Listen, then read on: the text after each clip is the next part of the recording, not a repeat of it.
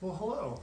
Thanks for joining our River Roundup this year. My name's Jason, and this is a short video on orientation for the River Roundup and the bug collection. I'd like to go through a small handful of points with you today. First of all, our River Roundup is almost 30 years old, and collecting bugs across that time period we need to make sure that the data is comparable across time and space. So following these directions is very, very important to the usefulness of this scientific study.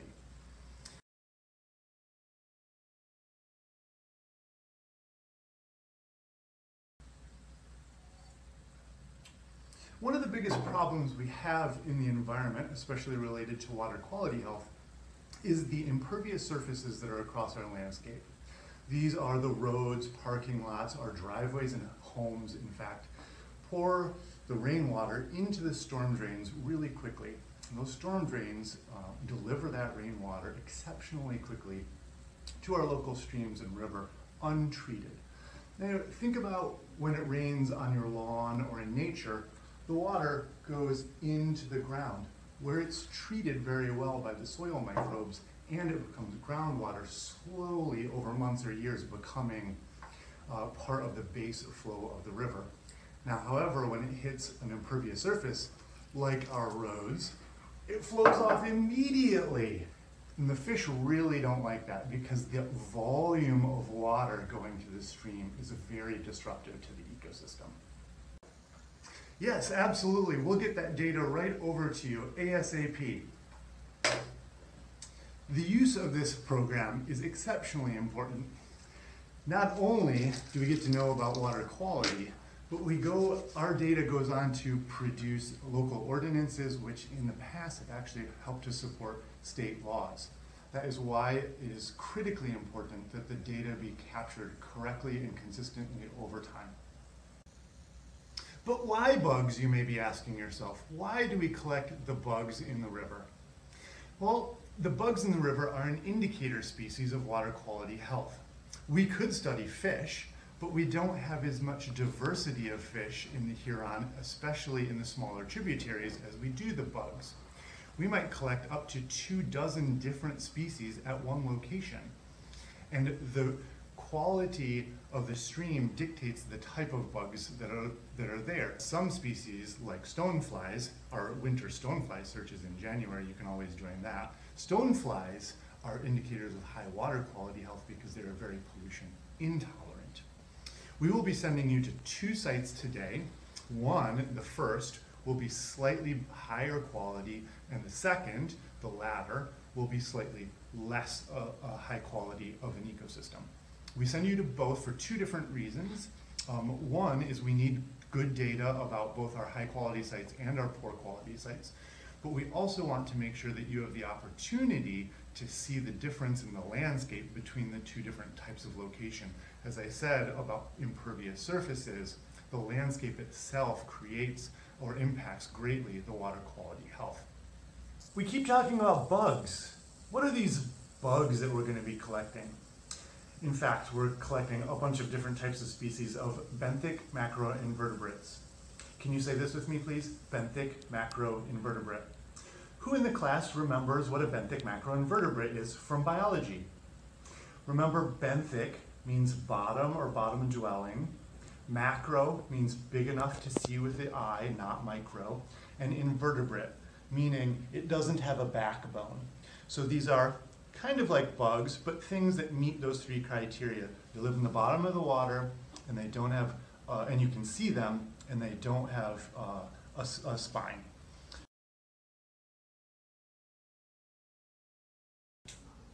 When you arrive to your first of your 2 locations, your group leader will be on site. You will be able to notice that you're at the right location because the leader will have put one of our signs out either in their car windshield or placed it into the soil. When you arrive on site and meet with your leader, of course, introduce yourself, and they will have our handy-dandy magical bucket of goodies for you to find all of the implements that you need for your day. There's a binder, which is primarily the use of the leader. There will be a series of white trays. There will be 3 collection jars for each location, a series of implements to collect the bugs, and all sorts of other random equipment. The other trained volunteer that will be with your team will be your collector. This individual will spend most of their time in the water capturing bugs. Be as helpful as you can with, for both of your leader and your collector, such as when the collector comes with the dip net, you can help them rinse the dip net out using water to get the sample out of the dip net.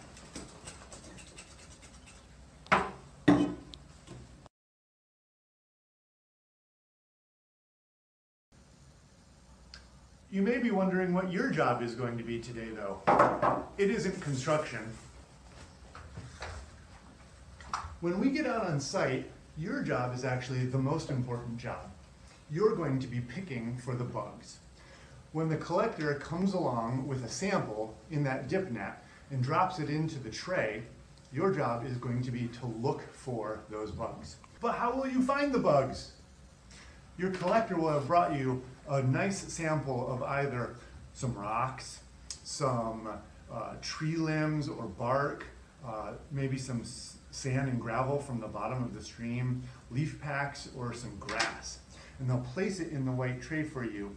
And your job is to search and search and search for every little bug that you can find and put them in these jars of alcohol.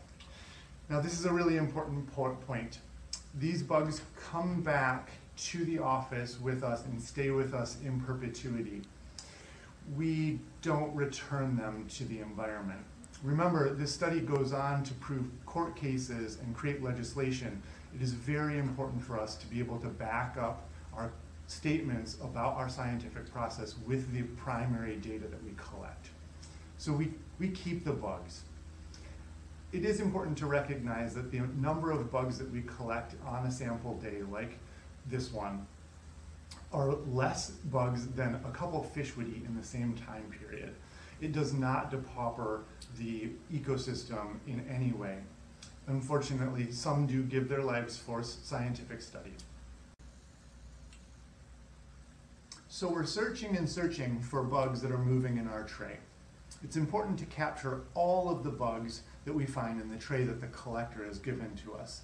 Our primary way of making sure that the data is comparable across time and space is that the effort level that the collector puts in and that the pickers put in, you and I, is consistent across all of those sites and times that we go out. So finding all the bugs that are in your tray is of primary importance. When you think that you're done, move the stuff around in the tray a little bit, turn it over, look for other creepy crawly little bugs, and grab them. After you don't think you've found any more again, move some stuff around and look again. After you think you've collected all of the species from that tray, make sure to give it to someone else and allow them to search again, because we all have different visual acuities, and some people might notice different visual textures. So you're trying to collect, again, all of the bugs in all of the samples that the collector brings to you.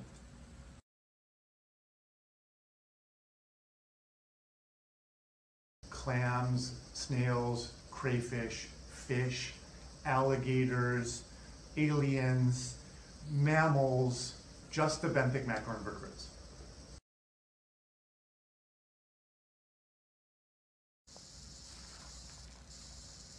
And now we come to our mandatory safety talk. We have to adhere to safety around a suite of different issues, so please pay attention.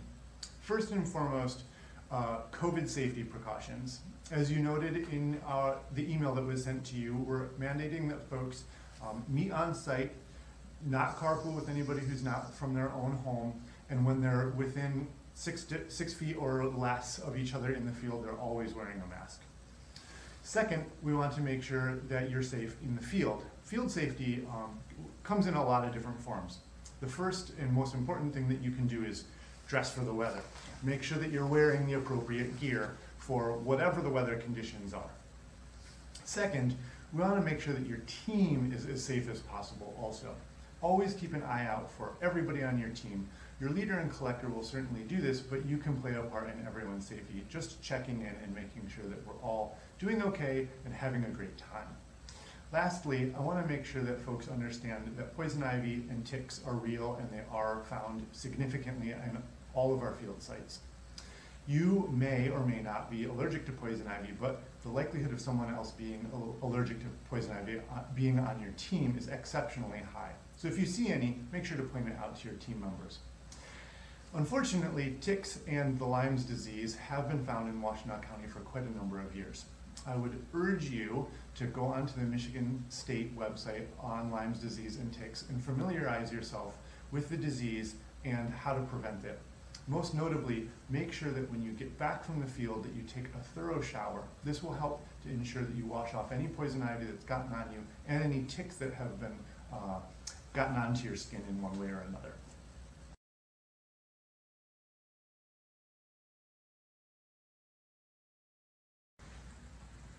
Oh, hello. My name is Paul, and welcome to Paul's Top 5 Tips for Collectors. You start by getting a water sample with the site number on it. Rinse out the bottle several times so that we can run a conductivity test on it. When you collect, you start at the downstream end and go upstream. Your collection should last between 35 and 45 minutes. Your leader should time it for you. Your team can spend the full hour picking the debris if they have more samples to go through. Sample as many microhabitats as you can. Your team leader should remind you of them, and they're all listed on the River Roundup datasheet. Full instructions for leaders and collectors can be found in the links below.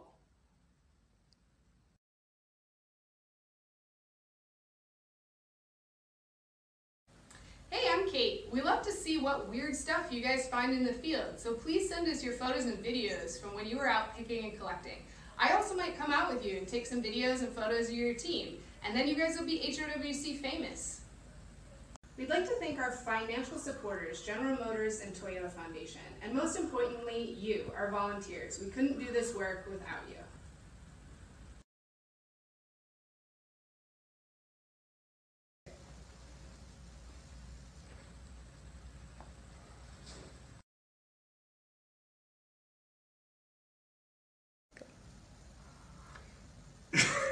So we're looking for leeches, clams, is that true?